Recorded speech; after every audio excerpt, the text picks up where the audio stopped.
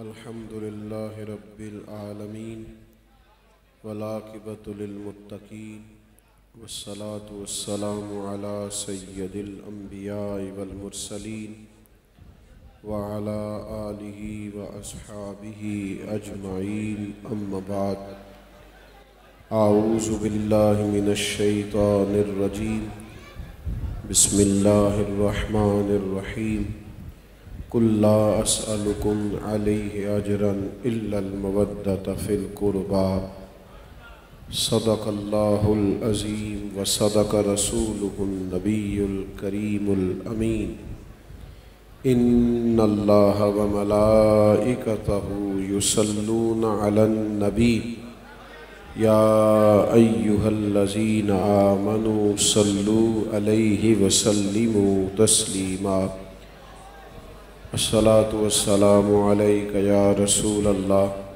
الصلاة والسلام عليك يا نبي الله وعلى آلك وأصحابك يا حبيب الله. حمد و صلاة کے بعد خوبصورت محفل پاک سیدنا امام علی مقام رضی اللہ تعالیٰ عنہ کی عالی مرتبت بارگاہ میں ہدیہ عقیدت پیش کرنے کے لیے انعقاد پذیر ہے. حضرت قاری صاحب کی آواز سن رہے تھے، آپ نے، آپ کے احباب نے اس خوبصورت بزم کا بندوبست کیا ہے. اللہ تعالی ہم سب کو دین کے کاموں میں اخلاص کی توفیق عطا فرمائے. عزیز بھائیوں، یہ محفل پاک چونکہ امام علی مقام رضی اللہ تعالیٰ عنہ کے عظیم اور خوبصورت نام سے اس کو سجایا گیا ہے، سب سے پہلے تو یہ بات یاد رکھیں کہ دین کے اندر ایمانیات کے بعد جو اہم درجہ ہے وہ محبت کا درجہ ہے. محبت جس جگہ سے رخصت ہوتی ہے وہاں تلخیاں پیدا ہوتی ہیں، اور جس جگہ محبت آ جاتی ہے وہاں خوبصورتیاں پیدا ہوتی ہیں. اللہ کو ماننا بھی ہے، اللہ کی عبادت بھی کرنی ہے، اللہ کے حضور سربہ سجود بھی ہونا ہے، اللہ کے دین کی تبلیغ بھی کرنی ہے، لیکن والذین آمنوا اشد حبا للہ، اپنے رب سے شدید محبت بھی کرنی ہے. اگر تو سجدہ محبت کے ساتھ ہو، پیار کے ساتھ ہو، تو وہ سجدہ بڑا لذت والا ہو جاتا ہے. وہ کبھی بھی تھکاتا نہیں. کبھی بھی انسان عبادت کر کے، اطاعت کر کے، رب کے احکامات پہ چل کے، حتیٰ کہ میدان جہاد میں جان دے کے بھی انسان مزہ ہی محسوس کرتا ہے، کیونکہ اسے اپنے رب سے محبت ہو گئی. نبی پاک علیہ السلام پر ایمان بھی لانا ہے، حضور کی اتباع بھی کرنی ہے، نبی پاک صلی اللہ تعالیٰ علیہ وسلم کے لائے ہوئے دین کو دنیا میں پھیلانا بھی ہے، تبلیغ دین بھی کرنی ہے. لیکن محبوب نے فرمایا ایمان تب مکمل ہونا ہے جب ہر چیز سے بڑھ کر مجھ سے پیار کرنا. یہ حضور سے پیار ہو جائے نا، آپ یقین کریں کہ یہ جو انسانی زندگی میں کچھ ایسے اثرات پیدا ہو جاتے ہیں نا جس سے وہ گھٹن محسوس کرتا ہے، پریشان ہوتا ہے، کمزور ہو جاتا ہے، تھکتا ہے، اکتاتا ہے. سچا پیار کرے محبوب سے. وہ محبت بندے کو اتنا باذوق رکھتی ہے کہ بڑی ساری تلخیاں ہو کے گزر جاتی ہیں، پتہ بھی نہیں چلتا. بڑی ساری آزمائشیں سر اٹھا کے خود بخود بیٹھ جاتی ہیں، انسان کو احساس ہی نہیں ہوتا. نبی کریم سے سچی محبت ہو گئی نا صحابہ کو، ہجرت بھی کرنی پڑی، گھر بھی چھوڑنے پڑے، کاروبار بھی چھوڑنے پڑے، میدان بھی سجانے پڑے، اپنوں کے جنازے بھی پڑھنے پڑے. لیکن وہ ایک خاتون تھی جس نے احد سے واپسی پر کہا تھا والد شہید ہو گئے تو کیا ہوا، بھائی ہو گئے تو کیا ہوا، شوہر چلے گئے تو کیا ہوا. محبت رسول نے ذوق اتنا دیا ہے کہ محبوب سلامت ہیں تو ہر چیز ہی ہمارے درمیان موجود ہے. میرا اور آپ کا مسئلہ یہ بن گیا ہے کہ ہم سمجھتے ہیں کہ محبت نعروں میں اور محفلوں میں اور جلووں میں اور سٹیٹس میں رہ گئی. محبت تو اس کو ہوتی ہے جو اکیلے میں بیٹھ کے کبھی رج کے درود شریف پڑھے. محفل نعت میں بھی آپ نعت سنیں، بڑا مزہ آئے گا، لیکن کبھی اکیلے بیٹھ کے بھی نعت سنیں، تنہائی میں، اکیلے میں. آپ کبھی اکیلے میں بیٹھ کر فقط اس نیت سے درود پاک پڑھیں کہ میری حاضری ہو جائے، قبولیت ہو جائے اور میں مدینہ شریف کا مسافر ہو جاؤں۔ جب تک آپ اپنی کیفیت کو خود محسوس نہیں کرتے، درجنوں لوگ آپ کو عاشق رسول کہیں تو اس سے کیا فرق پڑتا ہے؟ آپ کو سارے لوگ کہیں آپ تندرست ہیں، لیکن جب تک آپ کو خود محسوس نہیں ہوتا میں ٹھیک ہوں، کسی کے کہنے سے کیا اثر ہوگا؟ میرے لیے لوگ بڑے کلمات کہہ دیتے ہیں، ابھی بھی حضرت نے کچھ کہا، میں شرم سے پانی تھا کہ من آنم کہ من دانم، مجھے تو پتہ ہی ہے نا جو میں ہوں۔ عرض یہ کرنا چاہتا ہوں کہ مریض کو سارے کہیں ماشاءاللہ آپ ٹھیک ہیں، جب تک اس کی درد نہ جائے وہ ٹھیک ہے، سارے کہیں فلاں بڑا عاشق ہے، فلاں اچھا گمان ہے، اچھی بات، اچھی گواہی ہے، کہیں، لیکن تو بتا کتنی راتیں ہو گئیں کبھی تیری آنکھ سے حضور کے لیے آنسو نکلا ہے؟ تو خود سے بات کر، کسی سے نہ کر۔ کتنا زمانہ بیت گیا، کبھی تیرے دل میں تڑپ پیدا ہوئی ہے کہ یار میں محبوب کریم علیہ السلام کی یاد میں رو لوں؟ کبھی ایسا ہوا ہے کہ تو نے کہا ہو آج اور کوئی کام نہیں، صرف وضو ہوگا، خوشبو لگے گی، مصلی بچھے گا اور میں اپنے حبیب پہ درود و سلام پڑھوں گا؟ جب تک میں اور چونکہ محبت ہر ایک کی ذاتی ہوتی ہے بھائی، وہ چیک کرنے کے لیے کسی کے پاس کوئی آلہ نہیں ہے، وہ بندے کو پتہ ہے یا اللہ رسول کو پتہ ہے، وہ انفرادی فعل ہے اور دل کا ہر شخص کا معاملہ ہے۔ تو دین میں محبت کا اتنا بڑا درجہ ہے، اور پھر حضور کی ہر نسبت کی محبت بندے کے دل کو ٹھنڈا کر دیتی ہے۔ حضور سے محبت کریں تو محبوب پاک کی ازواج پاک سے بھی محبت کریں، حضور سے محبت کریں تو چاروں شہزادیوں سے، ان کی اولادوں سے بھی محبت کریں، محبوب سے محبت کریں تو ہر صحابی رسول سے بھی محبت کریں۔ اور پھر ایسے لوگ جن کی محبت کرنے کا ذکر اللہ نے قرآن میں فرما دیا، صحابہ نے عرض کی حضور کچھ نظر پیش کرنے کو جی چاہتا ہے آپ کی خدمت میں۔ آپ نے بڑی تبلیغ فرمائی ہے، ہماری تربیت پہ بڑی جد و جہد کی ہے، کچھ نظر پیش کرنے کو جی چاہتا ہے۔ اللہ کریم نے فرمایا قُلْ لَا أَسْأَلُكُمْ عَلَيْهِ أَجْرًا إِلَّا الْمَوَدَّةَ فِي الْقُرْبَى۔ ہمیشہ آیت سنتے ہو، پڑھتے ہو، غور کرتے ہو، کبھی اس کو دیکھو تو صحیح کہ یہ معنی کیا بنا؟ یا رسول اللہ نظر پیش کرنی ہے؟ رب کریم نے فرمایا محبوب ان سے فرما دے میں تبلیغ دین پر تم سے کوئی اجر نہیں مانگتا، ہاں الا المودۃ فی القربى، میرے قریبیوں سے پیار کرتے رہنا۔ یار دیکھو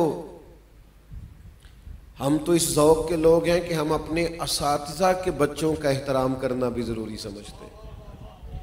ہم وہ لوگ ہیں کہ مرشدان گرامی کی اولادیں، ان کی اولادیں، محسنوں کی اولادوں کا اکرام بھی بڑا ضروری سمجھتے ہیں۔ قرآن مجید کی آیات ہیں، احادیث ہیں، اپنی جگہ پر یہ نصوص موجود ہیں،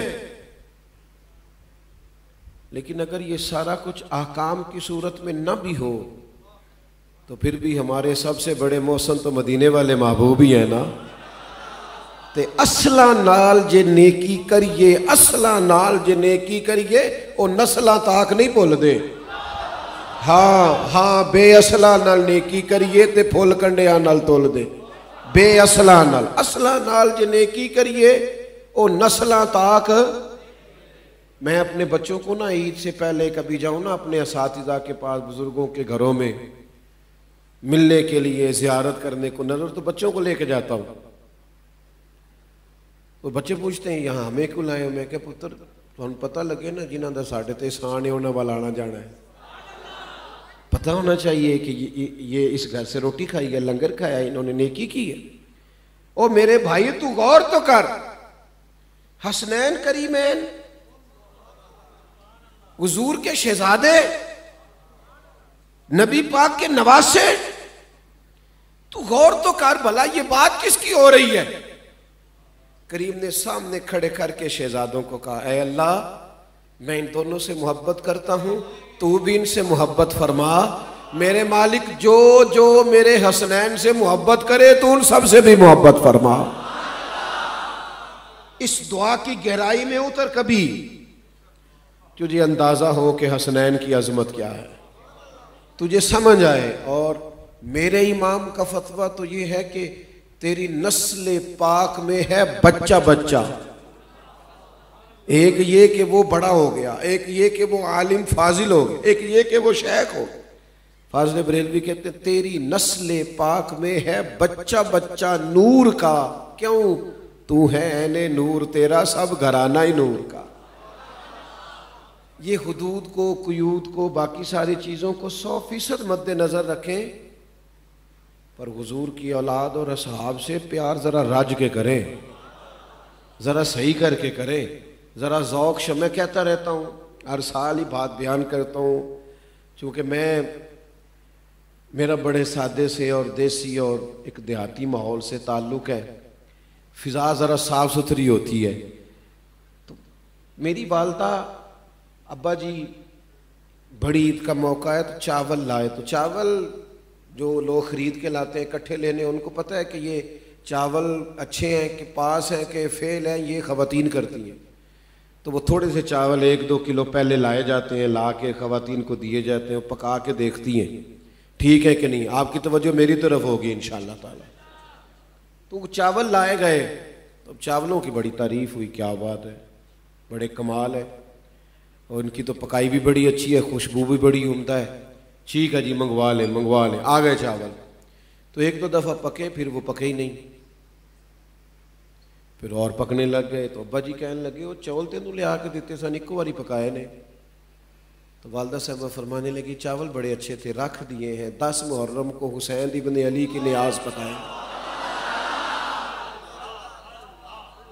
دل کرتا ہے ان کے اصحال ثواب کے لیے لنگر بھی وہ پیش کریں جو زیادہ اعلیٰ ہو، جو زیادہ ستھرا، جو زیادہ پاکیزہ ہو۔ ہماری نسبتیں ہمیں مؤدب کر دیتی، یہ ہماری طبیعتوں میں پیار پیدا کر دیتی۔ تیرے دل کی گہرائی تو اپنے آپ سے سوال کر، پوچھ کہ حضور کی اولاد پاک کے بارے میں تیرے دل کے اندر محبت کتنی ہے۔ تو اس کی تحریر بھی کر، بڑا اچھا ہے، تقریر بھی کر، بڑا اچھا ہے، پر یہ تو اپنے آپ سے پوچھ، تو اپنے آپ سے سوال کر، کیوں؟ اس لیے کہ ان کی محبت ایمان ہے۔ صدر اللہ فاضل سید نعیم الدین صاحب مراد آبادی رحمۃ اللہ علیہ نے تفسیر خزائن العرفان میں لکھا ہے واجب ہے حضور کی اولاد سے محبت کرنا، ضروری ہے، واجب ہے، اپنی نسل کو سکھانا ہے ہم نے اولاد رسول کا احترام، ان سے محبت کرنی۔ اور اگر آپ ان کی محبت سکھانے میں کامیاب ہو گئے تو جن کو حسنین سے پیار ہوگا انشاءاللہ انہیں نماز سے بھی ہوگا، جنہیں حسنین سے پیار ہوگا انہیں قرآن پاک سے بھی ہوگا، جنہیں حسنین سے پیار ہوگا، ذمہ داری سے کہہ رہا ہوں، جذباتی باتیں کرنے کا عادی نہیں ہوں، جنہیں حسنین سے پیار ہوگا انہیں حق سے پیار ہوگا، حق سے محبت ہوگی، حق سے ڈٹنا ہے۔ جنہیں حسنین سے محبت ہوگی انہیں زندگی میں استقامت نصیب ہوگی، کھڑا رہنا ہے، ڈٹ جانا ہے۔ طوفان تو آتے رہتے ہیں لیکن ان طوفانوں کے سامنے پل باندھنا آئے گا۔ جنہیں حسنین کریمین سے محبت ہوگی تو اپنے دل کو حاضر کریں، پیار کریں۔ دوسرا پہلو یہ ہے، کسی شخص سے بھی جب بندہ پیار کرتا ہے نا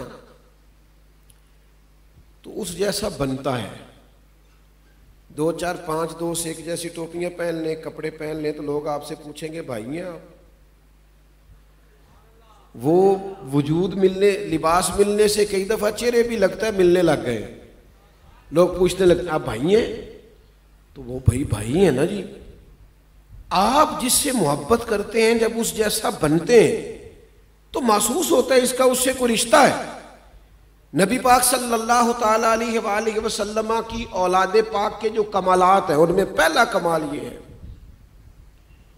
کہ اس گھرانے سے جو چیز سب سے زیادہ سیکھنے کو ملی ہے وہ صبر ہے، اور میرے ملک کو جس چیز کی سب سے زیادہ ضرورت ہے وہ بھی صبر ہے۔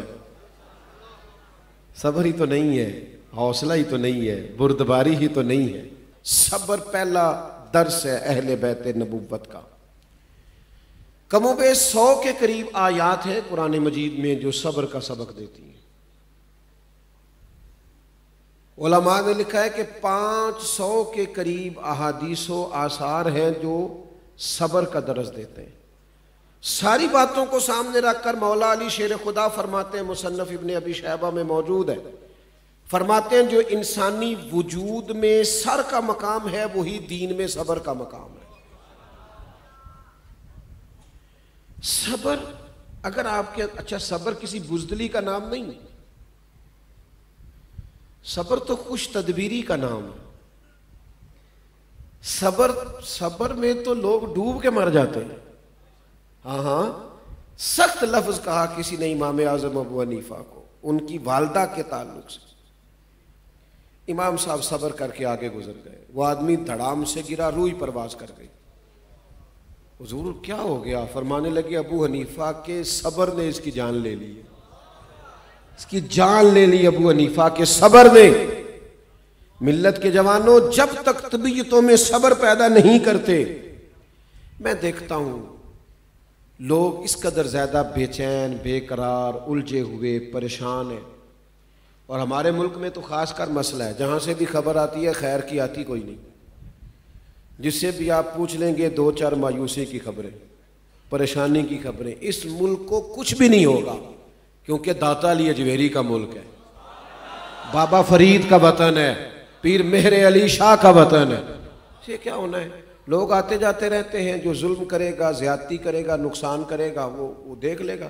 باقی ہماری قوم کالمیہ ہے، ان کا ذہن ہے، ان کو جو حکومت بھی جو خواب بھی دکھاتی ہے اس کے پیچھے چل پڑتے ہیں۔ اور میں بڑی دیر سے کہہ رہا ہوں کہ یہ جتنے بھی لوگ ہیں نا، آپ کسی بھی جماعت سے وابستہ، انہیں سوچنا چاہیے کہ اب سب نے تو دیکھ لیا ہے موقع لگا کے، تو اپنی زندگی میں آپ ہمت کریں۔ صبر خوش تدبیری ہے، اپنے حصے کا کام کریں، اپنے حصے کی ڈیوٹی کریں۔ میرے ذمہ اگر پڑھانا لگا ہے تو حکومت مجھے پڑھانے سے تو نہیں نہ روک رہی، تو میں کیوں نہ ذرا جم کے پڑھاؤں؟ میری بات کی سمجھ آ رہی ہے؟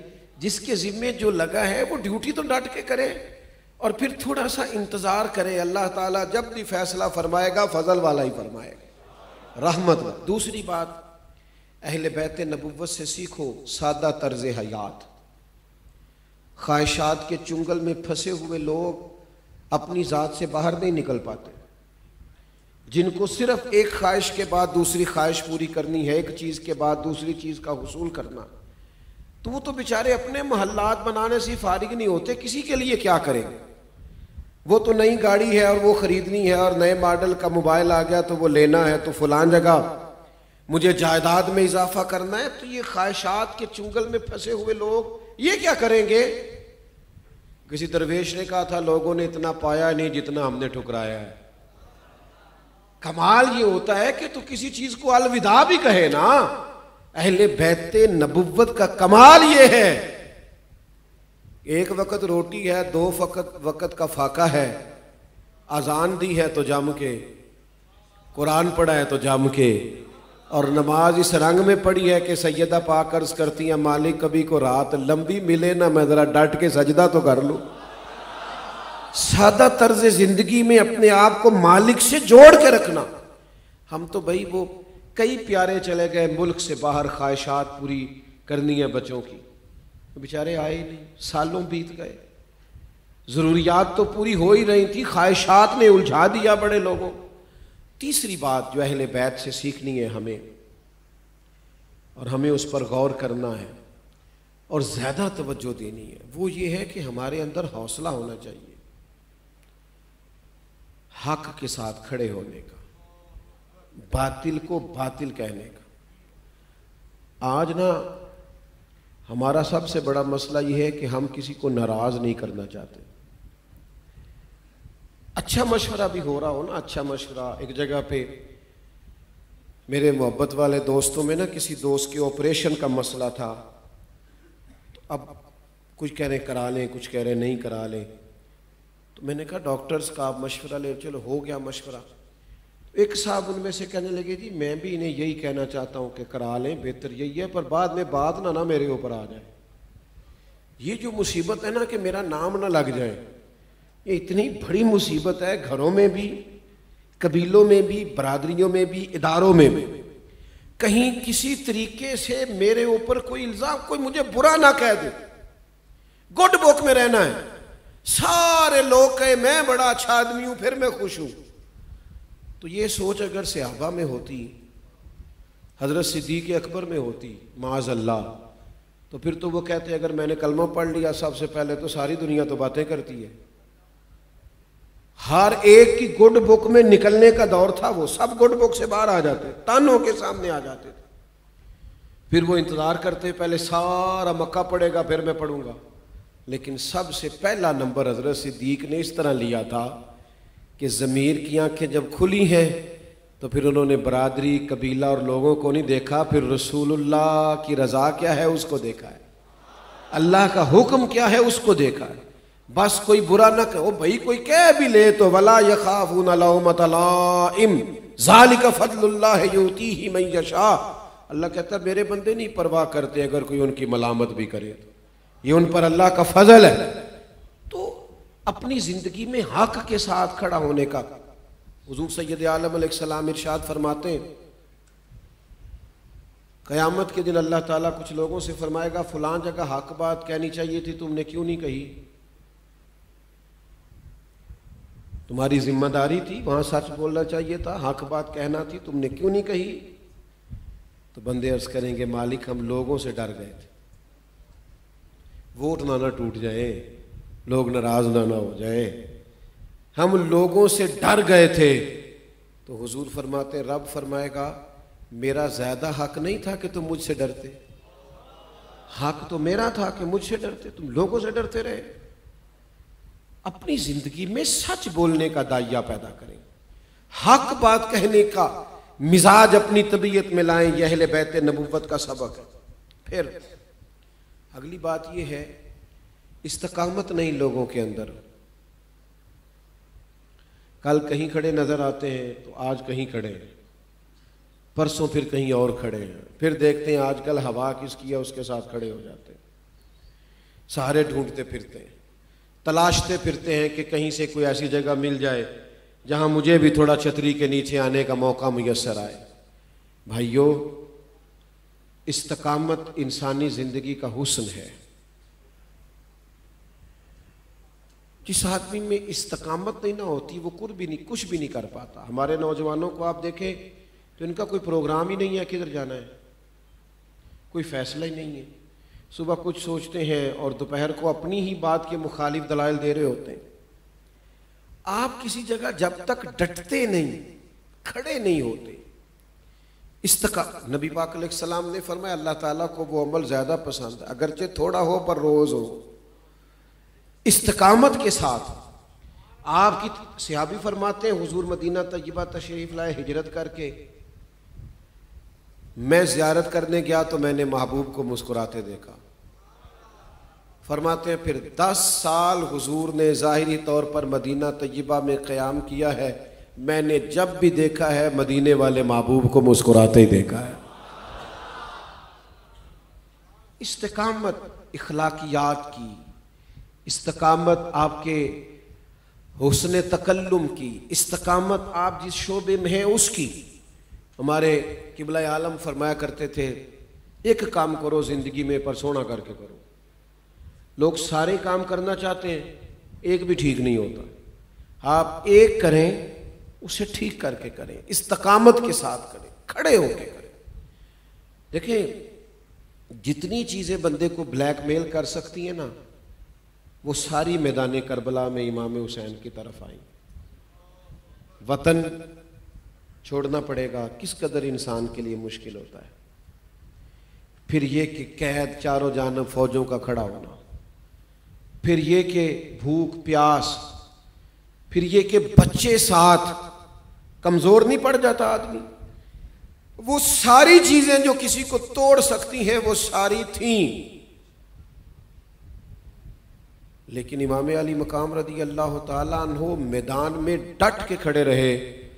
سارا طوفان آ کے گزر گیا, شہادت تو امام حسین کی ہوئی لیکن قیامت تک رسوا ان کے مخالفین ہوئے. مر وہ گئے جو حسین ابن علی کو شہید کرنے کے لیے آئے, ختم ہو گئے, تباہ ہو گئے, نام و نشان مٹ گئے. استقامت جب آپ کے اندر استقامت ہوتی ہے نا, آپ کسی جگہ کھڑے رہتے ہیں, اچھا پھر لمبا نہیں کھڑا رہنا پڑتا، تھوڑی دیر ہی کھڑا رہنا پڑتا ہے، پر ہم تھوڑی دیر بھی کھڑے نہیں رہتے، تھوڑی دیر جمنا پڑتا ہے، تھوڑی بہت۔ وہ ایک دانشور نے بڑی خوبصورت بات کی، اس نے کہا میرے حالات کچھ بگڑ گئے تھے تو دوست تھوڑے تھوڑے نا نکلنے لگ گئے، جان چھڑانے لگ گئے، ہلکا پھلکا کہنے لگ گئے کہ میرا کوئی نہیں کچھ لگتا۔ تو میں نے انہیں کہا کہ میں کوئی ہمیشہ کے لیے مسائل کا شکار نہیں ہوا، تھوڑی دیر ہی ہے، تو اتنا رشتہ مجھ سے توڑنا جتنا پھر دوبارہ جوڑنا آسان ہو جائے، پھول نہ توڑ دینا، اس لیے کہ تھوڑی وقت کے لیے حالات خراب ہوئے ٹھیک ہو جائیں گے۔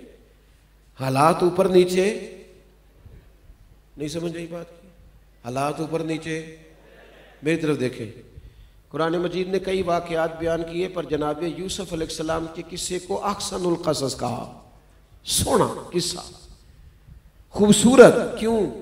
پہلے جناب یوسف باپ کے لاڈلے، پھر وہی یوسف کنویں میں ہے، پھر وہی مصر کے بازار میں ہے، پھر وہی شہزادے ہیں، اور شہزادوں جیسی زندگی ہے، اور کیا بات ہے، کیا آنا جانا کھانا پینا ادب احترام۔ پھر وہ وقت بدل گیا، پھر آپ مصر کی جیل میں، پھر وہ کریم ہے نا جس ملک کے قیدی تھے اسی ملک کا اس نے حکمران بنا دیا۔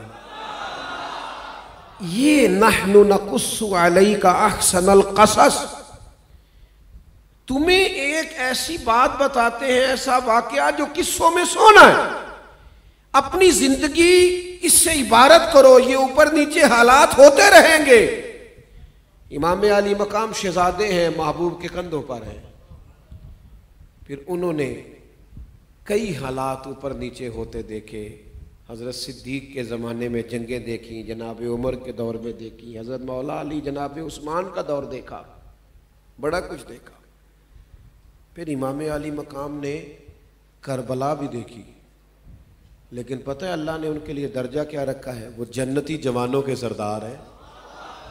اچھا میں بات سمیٹنے لگا ہوں، بس ہمارے یہاں نا ڈھیر سارے لوگ لاڈلے ہیں، منظور نظر، محبوب، یہ تو عام لفظ ہے نا آج کل، اور کئی لوگوں سے آپ پوچھیں گے تو ان کی زندگی ایسی ہے کہ میں تو ہمیشہ سے لاڈلا رہا ہوں، اساتذہ کا بھی، مشائخ کا بھی، اور جناب میں ماں باپ کا بھی، اور فلاں جگہ کا بھی، فلاں جگہ کا بھی۔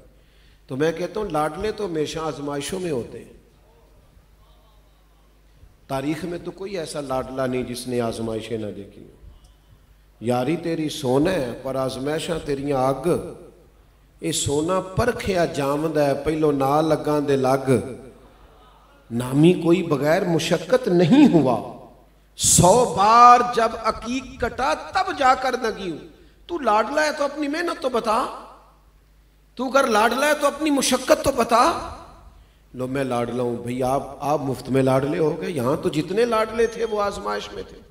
تو میرے عزیز تیار رہیں، اگر کسی نے اونچے درجات لینے ہیں تو پھر اسے اسی مشکل سے گزرنا پڑے گا جو مشکلات اللہ کے محبوبوں اور لاڈلوں پر آئی ہیں۔ تو سب سے پہلی گزارش آپ کی خدمت میں یہ ہے کہ رج کے پیار کریں اللہ سے، اللہ کے رسول سے، صحابہ سے، اہل بیت سے، اولیاء سے، اور جم کے کریں۔ اور یہ میرا اور آپ کا ذاتی مسئلہ ہے، اس کو اپنے دل سے خود پوچھ لیں کہ آج تک کیفیت کیا ہے۔ ایک تو یہ، دوسری بات پھر اہل بیت سے سیکھیں، صبر سیکھیں، ان سے سادہ طرز زندگی سیکھیں، حق کے لیے کھڑا ہونا سیکھیں، استقامت کا نور سیکھیں، صبر کا زیور لیں۔ میں نے بات کو چونکہ ختم کرنا ہے، آج کل ایک اور بھی مسئلہ ہے ہمارے ہاں، نقیب، خطیب، واعظ میری طرح کے، اور پھر جناب نعت خواں، وہ کہتے ہیں فلاں نسبت والا ہے لہذا بس بڑی جلدی جنت میں جائے گا۔ تو میں کہتا ہوں کہ جن کی سب سے قریبی نسبت تھی نا امام حسن اور حسین، انہوں نے تو کافی آزمائش پہ کی ہے، جو بڑی قریبی نسبت تھی۔ اور پھر ہمارے زمانے میں یہ بھی ہوا کہ یہ نسبتوں والا ہے، شاید تھوڑی نماز بھی پڑھ لے تو معاذ اللہ گزارا ہو جائے۔ آخری رات تھی نا جو میدان کربلا کی، تو یزیدی فوجوں نے کہا فیصلہ سنائیے جنگ کے بیت، تو امام علی مقام نے کہا صبح بتاؤں گا۔ تو حضرت عباس کہنے لگے حضور مجھے تو آپ کے فیصلے کا پتہ ہے، تو ابھی بتا دیتے۔ تو فرمایا تیرا کیا خیال ہے، رات سوچنے کے لیے لی ہے؟ کہ حضور کس لیے؟ فرمایا تجھے پتہ نا حسین کو سجدوں سے بڑا پیار ہے، یہ آپ نے بول کے بتانا ہے۔ امام علی مقام کو کس چیز سے پیار ہے؟ اللہ آپ کا بھلا کرے، بولیں جی کس چیز سے پیار ہے؟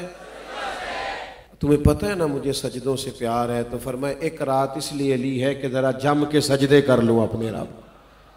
تو بھائی وہ کیسا شخص ہے جو 10 محرم والے دن بھی نماز نہیں پڑھتا؟ دو چیزوں سے امام علی مقام کا بڑا پیار ہے، ایک نماز سے، دوسرا قرآن پاک سے۔ خوب توجہ کریں نماز پر، تلاوت قرآن پر، اور تربیت لیں۔ یہ بھی سارا مہینہ کربلا کا بحث کر کے نہ گزار دینا، تربیت لیں کہ ہمارے لیے تربیت کیا ہے امام علی مقام کی شخصیت میں۔ آپ یقین کریں جینا آ جائے گا جو امام علی مقام سے جینا سیکھے گا، زندگی میں محسوس ہوگا کہ غم سارے نکل گئے اگر امام علی مقام سے فیض لے گا۔ اللہ تعالیٰ میری اور آپ کی حاضری کو قبول فرمائے، اور اللہ تعالیٰ اس محفل کو سجانے والوں کو برکات عطا کرے۔ وما علینا الا البلاغ۔